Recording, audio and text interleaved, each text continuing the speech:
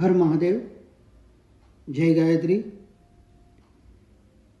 ટૂંક જ સમયની અંદર 2026નું નવું વર્ષ આપણા જીવનમાં આવી રહ્યું છે. તો 2026નું વર્ષ વૃશ્ચિક રાશિના જાતકો પર એનો શું પ્રભાવ થશે અને આખું વર્ષ કેવું જશે. તો વૃશ્ચિક રાશિનો સ્વામી જે છે એ મંગળ છે. વૃશ્ચિક રાશિનો સ્વામી મંગળ, અને તે મંગળને નીડર અને ગંભીર માનવામાં આવે છે.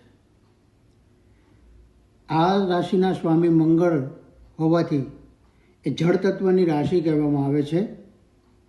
જળ તત્વની રાશિ એટલે મંગળ. મંગળ ભૂમિના દેવતા છે અને તમામ ગ્રહો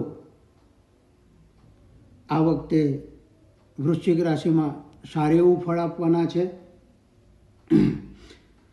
ત્યારબાદ શનિ આ વર્ષની અંદર એમના તે ભાવમાં રહેવાના છે જે સ્થાનમાં છે. એક વર્ષ એ જ સ્થાનમાં એ ઘર બદલવાના નથી, પરિવર્તન નથી કરવાના.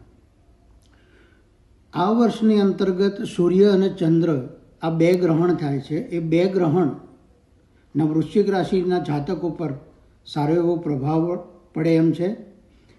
પોતાના કાર્ય, વિદ્યાર્થીઓને વિદ્યાની અંદર સારું રહે તેમ છે. નોકરિયાતમાં સારો એવો આગળ વધવાનો પ્રયત્ન કરતા હો તો આગળ વધવાના ચાન્સ મળે જેમ છે. ધંધાદારી વ્યક્તિઓને આ વર્ષ ખૂબ જ સારું અને ખૂબ જ ફળદાયી નીવડે એમ છે. જમીનને લગતા કાર્યોની અંદર ખૂબ જ સારું રહે એમ છે. વિશેષ તો મંગળનું આ વર્ષ સરકારી કાર્યની અંદર પણ આપને સારું એવું આપના તરફેણમાં રિઝલ્ટ આવે તેમ છે. આ સાથે વૃશ્ચિક રાશિના જાતકો આનંદ ઉત્સાહમાં આ વર્ષ પસાર થશે. જીવનની અંદર અટવાયેલા કાર્યો પૂરા થવાના. આ વર્ષે આવકના સ્ત્રોત વધુ થશે. આવક જે સીમિત હતી એમાંથી વધારો થવાની શક્યતા છે. અને વિદેશ યાત્રા માટે જે ઈચ્છુક હોય, વૃશ્ચિક રાશિ આ વખતે મંગળ આપને વિદેશ મોકલવામાં પણ આપની સહાયતા કરે તેમ છે. ટૂંકમાં આ વર્ષની અંદર બીજા શુક્ર અને બુધ આપની રાશિની અંદર આપને સારા એવા ફળ આપે એમ છે. એટલે વૃશ્ચિક રાશિના જાતકો માટે આ વર્ષ શુભ, લાભદાયી અને ફળદાયી નીકળે એમ છે. વેપાર, ઉદ્યોગ, ખનિજ, ખાણ આવા વ્યવસાયવાળાને તો આ વખતે સોનામાં સુગંધ ભળે એવું વર્ષ છે.